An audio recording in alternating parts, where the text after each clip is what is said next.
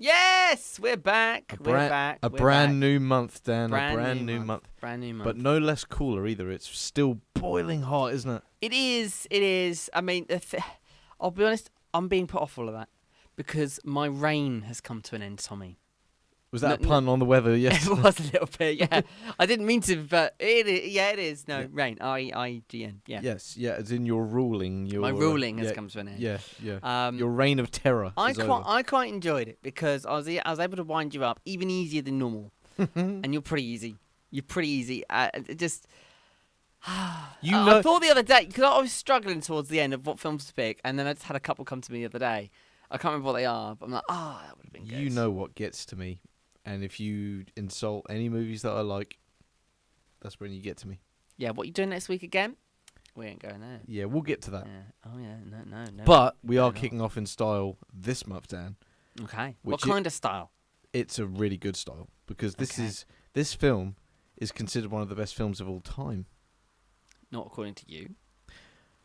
We'll get to it. I'm just going to keep poking that button. It is very positive. Just to kick off just Tommy July, we're talking, Dan, about The Green Mile, which was made in 1999. Great year. Very great year, especially for animation, am I right? Toy Story 2 and Tarzan. How have you not gone with animation for this one, Tom? Oh, it was tempting. But unfortunately, I'm going by that board downstairs, and we got to cross movies off that. Man. Yes. We really do. With The Shawshank Redemption being one of my top 4 favourite films, it would be a crime for me not to eventually get around to watching Frank Darabont's second Stephen King prison story adaptation. This film was nominated for 4 Academy Awards, and yet it won none of them. I believe the awards for Best Adapted Screenplay and Best Supporting Actor, being Michael Clarke Duncan, was snubbed big time. The story and Michael Clarke Duncan's portrayal of John Coffey were the film's strongest attributes. Despite Clarke Duncan being the most surprising member of the cast, I can't deny that Tom Hanks, James Cromwell, and Michael Jetta didn't bring their A game as well. Doug Hutchinson did a sublime job as Percy Wetmore, creating a cruel character that the audience loves to hate through and through.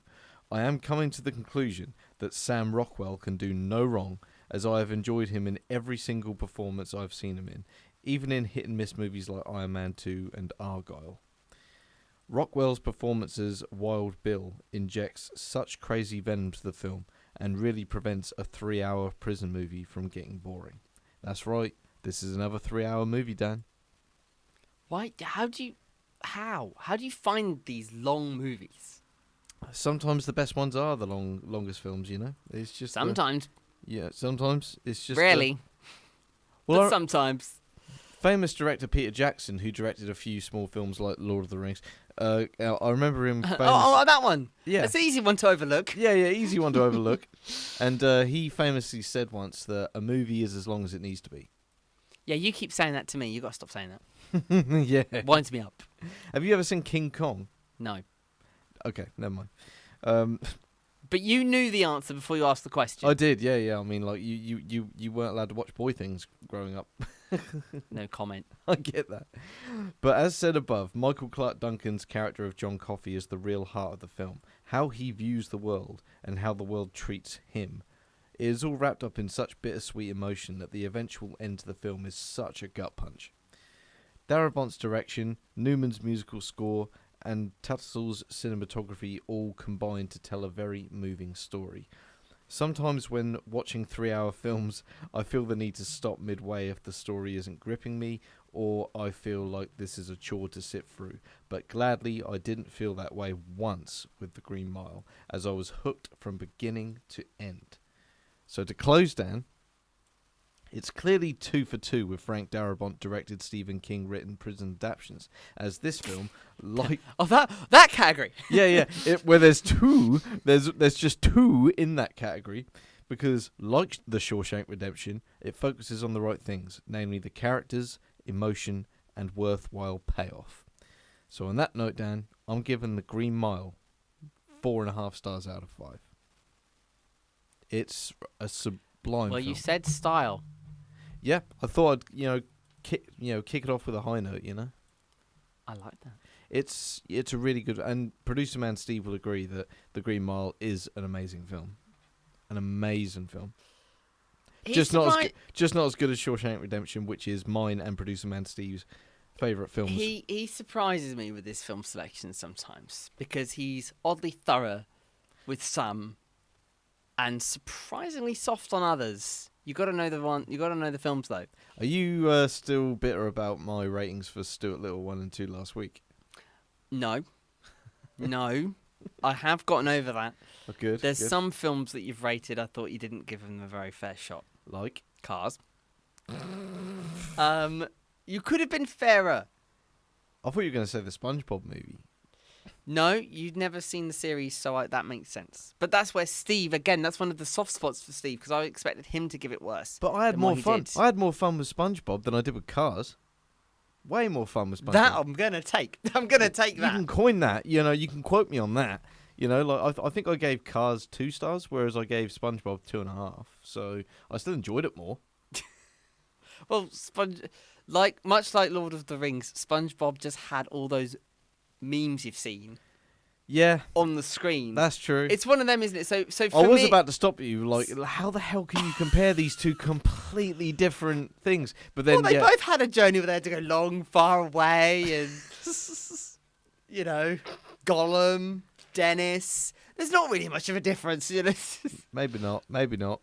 You know, Gandalf, David Hasselhoff. There's not much of a difference. You've got the off at the end of the name. It was Gollum and Gary. Yeah. There's so much different. There's so many similarities. But again, right, the reason I brought that up was because I hadn't seen Lord of the Rings, but I'd seen all of the memes. Yeah. You hadn't seen the SpongeBob movie, but you'd seen all the memes. So we basically both went into a film, having seen the memes, but not the film itself. And you still remember the memes more than anything else. I think we'd both be having different conversations about both of them. Yep. If you saw The Lord of the Rings when it came out, and if I watched SpongeBob when it came out. Yeah, if we'd have watched them both when they came out. I think we'd have had very different opinions on both of them. Yes, because the internet wouldn't have brainwashed us somewhat. Yes. Yeah. I mean, like, I agree. But I mean, a point proven on that, because I think most kids today, if they watch Shrek, they know a lot going in because it's all been ruined because of the internet. Yeah. Like, if there's one film out there that has been ruined the most by the internet, it's Shrek. Yeah. Because Shrek's just been made into a meme, and I think I wrote in my previous review when we spoke about it, is can't we just remove all the memes and just enjoy the film for the brilliant comedy, family animated film that it is? Yeah. You know? And I may have told you recently, because I rewatched Shrek 1, 2 and 3. I haven't watched the fourth one yet, but I will get round to it. Have you got the DVD for the fourth one? I don't actually. I've got it if you want to take it with you. Yeah, it's tempting. I mean, the issue is, like, I don't know why they bothered to put just 1, 2 and 3 on Netflix, but not the fourth one. I don't know what their regime was for that. But this is the problem, though. This is why physical media is better. Yes, exactly my point. Because, I'm not being funny, Shrek has been on and off for Netflix. But, you know... So much. And I might as well buy the box set now because, like when Shrek 5 comes out, I'm not going to want to own that piece of shit, am I? When they all look different. Oh yeah, the reanimation. Why did they do that? I don't know what they were thinking. Didn't need to. It's like that. Sonic all over again. Do you remember when that first Sonic trailer came out and broke the internet because everyone was like, "We're going to bully them into changing it," which they succeeded at. Yeah, you know? I know, it's crazy. At least Illumination with Nintendo did the Mario movie right. Yeah. At least they didn't. You know that. I mean, okay, we didn't have the Italian accents anymore, but it was still good. You know, it's still good. But I mean. I do think, though, that, you know, like, just quickly back to Shrek, is that, wouldn't you agree that Shrek has been... Shrek is life. It has been tainted, again, like, which... That's exactly my point. Like, I think Shrek has been tainted somewhat by modern society and modern media. But equally, though, that has the adverse effect. Because, yes, it can ruin, but it can also introduce someone to... So yeah, but I think the best way for them to be introduced to it would be just to watch it. Yeah. Like sometimes, and you might agree with me on this, it's best just to go in blind. Well, it's like my introduction to Nanny McPhee, ITV2. It's Or- a great resource. Or Stardust, for example. Did you know anything about Stardust going in? No. See, these films No. can surprise you, and that's the beauty of it. The only thing I knew about it going in was the Take That tune on the end credits, of course. Great a lot song. of people knew that. But I don't mind knowing something like that about a film. Yeah. Didn't ruin the story in any way, didn't do anything. You're just waiting for Gary Barlow to just rock up. Yeah. But it was a great film. And then just mentioning our hometown, and it was just... Yeah. I mean, he mocked it a bit, but, I'll let him off. He's kind of some god thing now. Yeah. But, Never It's a mind. great story, though. Great story. Yeah, I agree. But equally, though, you can know things about the story. I mean, I'd imagine quite a lot of the Lord of the Rings viewers, same with those watching the Charlie the Chocolate Factory movies, things like that, where they were all a book first. They were, yeah. Harry Potter is another one. Harry Potter. I'd imagine those films were a bit surprising to watch. See, I really enjoyed the book, The Witches, and I refused to watch the film. It is, without Because question, in the my- weirdest film I've ever seen. In my mind... It's creepy as hell. Yeah, man. in my mind, when obviously I made the story myself in my head for reading the book, it was absolutely fantastic. And I don't want someone else's vision to taint my own, and I won't watch the film. Yeah. So in a I think way... sometimes, I think you'll find, though, sometimes adaptions that aren't entirely faithful to the source material sometimes turn out to be the best adaptions. Very true. Like with, The Shining, for The Shining. Yeah. Would it get sued? Yeah, Stephen King hates the film, by the way, with Jack Nicholson in it. He hates it because he doesn't think it was a good adaptation of his book. But the visuals are so striking in that film, and there's something about it that just draws you in. And there's plenty of adaptions out there like that. I think a Clockwork Orange might be the same. Like where I think if J.R.R. Tolkien was alive, he wouldn't like the Lord of the Rings films because they had to make some decisions without him because he wasn't alive. He died in 1973. Wow. And he was old then. Have you read the books for that? I'm not a good reader, so I'm a better writer than I am a reader. But You do know how to read, right? I do know how to read. Okay, good. You have to check these things. Contrary to a chantry education, I do know how to read. But do you think we're entitled to compensation? I think we're entitled to fucking. Or do you think that do you think that most of the people from our school were just not educated enough to know that they're entitled to something? Entitled to therapy, maybe, but that's a whole other story. I will look into that. I will look into that. Not everyone could have gone to Stoke. No, that's true. That's true. And I know a lot of Stoke people, and I know one particular. Yeah, how do you know a lot of Stoke people? Well, we just met up when we were about 15. All you of us. just met up.